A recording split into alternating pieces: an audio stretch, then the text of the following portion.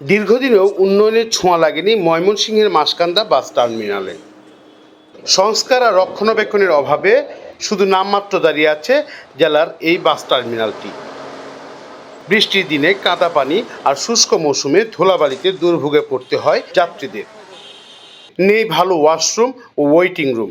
যাত্রী সেবার চেয়ে পরিবহন নেতৃবৃন্দের ব্যবসায়ী মনোভাবকে দায়ী করছেন নাগরিক সমাজ। সিটি কর্পোরেশন বলছে বাস টার্মিনালটি আধুনিকায়নে নেওয়া হচ্ছে পরিকল্পনা। দেশের বিভিন্ন প্রান্ত থেকে সড়ক পথে আসা যাত্রীরা নামেন ময়মনসিংহের মাসকান্দা বাস টার্মিনালে।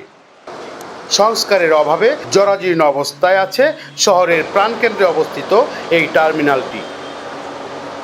বর্ষা মৌসুমে কাদা পানি আর শুষ্ক মৌসুমে ধুলোবালি যাত্রীদের দুর্ভোগ বাড়িয়ে দেয় কয়েক গুণ। নেই পর্যাপ্ত বসার ব্যবস্থা। বাসের জন্য যাত্রীদের অপেক্ষা করতে হয় চায়ের দোকানের চেয়ারে বসে। রয়েছে নারী পুরুষদের জন্য অপরিষ্কার একটি টয়লেট। স্ট্যান্ডে পর্যাপ্ত জায়গা না থাকায় বাস রাখা হয় সড়কের উপর। এতে বাড়ছে যানজট ও দুর্ঘটনা। বসার সমস্যা আছে, বাচ্চাদের নিয়ে আসা যাওয়ার সময় তো বসার সমস্যা হয়ই। তারপরে টয়লেটের আপনার ভালো ব্যবস্থা নাই, ওয়েটিং রুমেও পর্যাপ্ত আসনের ব্যবস্থা নাই। এইখানে আসছি, দাঁড়ায় রয়েছি, এখানে বসার তেমন জায়গা নেই, পেজ নেই। মহিলাদের তো মানে অনেক সমস্যাই হয়, বসার জন্য যদি জায়গা থাকতো আমাদের ভালো হইতো। তো নিয়মিত সবসময় ঢাকা যাওয়া আসা হয়, প্রতিনিয়ত আমরা এই কাউন্টার থেকে যাই। আসলে এসে যাত্রীদের ভালো বসার জন্য কোনো সুব্যবস্থা নাই। যদি ভালো একটু বসার সুব্যবস্থা করা হয় আর টয়লেটগুলো যদি একটু ভালো বা মানসম্মত করা হয় তাহলে যাত্রীদের জন্য ভালো হয়, উপকৃত হওয়া যায় আর কি। এখানে একটু যাত্রী ছাউনি যদি সামনের দিকে দেওয়া হয় আর কিছু গাছপালা যদি দেওয়া হয় তাহলে একটু গরম আমাদের কম লাগতো। এখানে আসার পর আমাদের অনেক গরম লাগে এবং গাড়িগুলো এদিক সেদিক থাকে, একটু গাড়ি রাখার ভালো ব্যবস্থা থাকলে আর একটু বেশি ভালো হতো আর কি। যখন টার্মিনালে জায়গা না পায় তখন থাকে, টার্মিনালে ঢুকতে পারে না, সুযোগ নাই ঢোকার মতন, তখন গিয়ে সমস্যা হয়। আর যখন টার্মিনালে জায়গা থাকে তখন তো আর রাস্তায় রাখি না। টার্মিনালের ভিতরে পরিমাণ মতো জায়গা নাই, এই কারণে গাড়িগুলো রাস্তায় থাকে।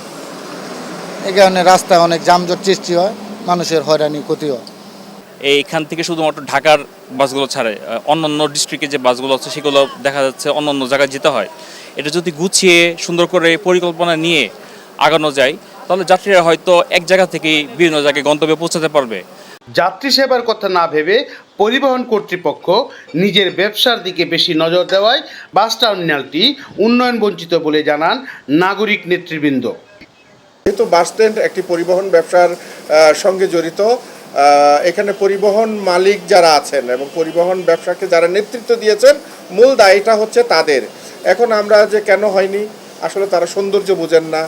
একটা আধুনিক বাস স্ট্যান্ড হচ্ছে একটি শহরের প্রবেশদ্বারের একটি প্রধান সৌন্দর্য। সেই সৌন্দর্যটি তারা মনের ভেতর লালন করতেন না। তারা ব্যবসা বুঝেছেন, তারা ব্যবসা করেছেন।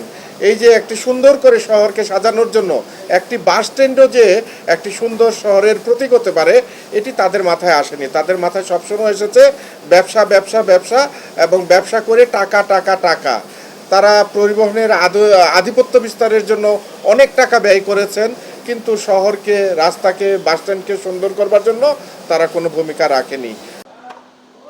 এদিকে সিটি কর্পোরেশন জানায় বাস টার্মিনালের ভেতর অবৈধ স্থাপনা উচ্ছেদ করে আধুনিকায়নে নেওয়া হচ্ছে বিভিন্ন পরিকল্পনা।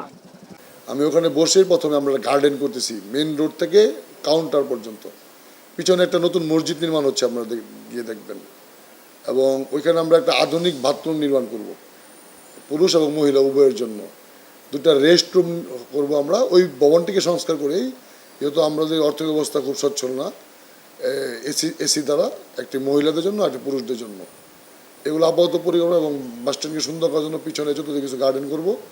আর বাস স্ট্যান্ডের যাতে আমাদের বাসগুলো ঠিক রাখতে পারে, বাস স্ট্যান্ডের ভিতরে যেগুলো বাস স্ট্যান্ডের চাহিদা অনুপযোগী সকল দোকানপাট ওখান থেকে সরে যেতে বলা হয়েছে।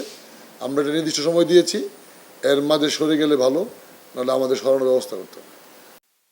যাত্রী সেবার মান উন্নয়নে ও পরিবহন ব্যবস্থা নিরাপদ করতে প্রয়োজনীয় ব্যবস্থা নিবে সংশ্লিষ্ট কর্তৃপক্ষ, এমনটাই প্রত্যাশা ময়মনসিংহবাসীর। মোহাম্মদ আবুল মনসুর, আমগর বার্তা, ময়মনসিংহ।